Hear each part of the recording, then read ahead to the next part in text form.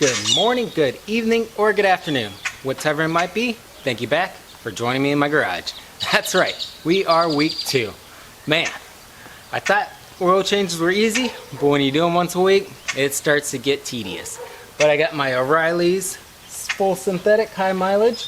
I'm gonna be using the same one. No sponsorship, anything like that from O'Reilly's. It's just the cheapest one I can find. Since I'm doing it weekly, is that gonna improve the engine quality and improve what the engine or the oil looks like. So we're gonna go ahead and change this oil once again.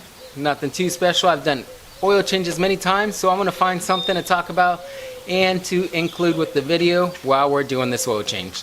So let's get to it and check out what 1 week of engine oil being run like normal actually looks like.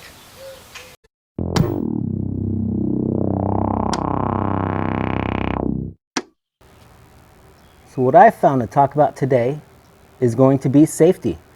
I found myself maybe being a little bit complacent since this is the second oil change in a week, but I want to make sure I'm completely safe because it can be very dangerous. So before you start your oil change and before you get under the vehicle, you want to make sure your wheels are inside of the ramps.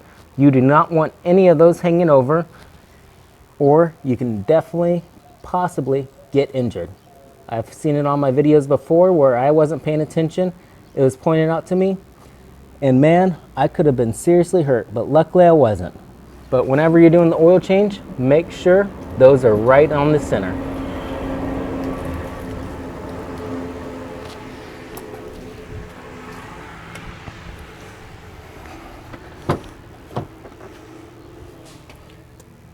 And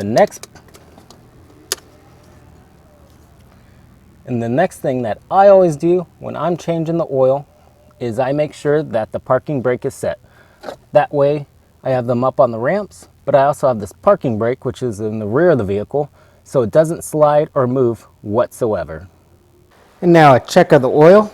Now this is going to be the 3,000 mile one, which you can see definitely look like it needed to be changed.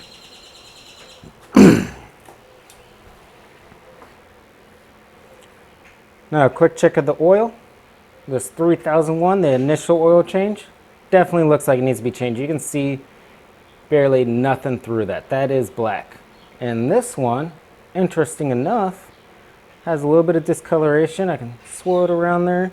But you can see it's a little still translucent.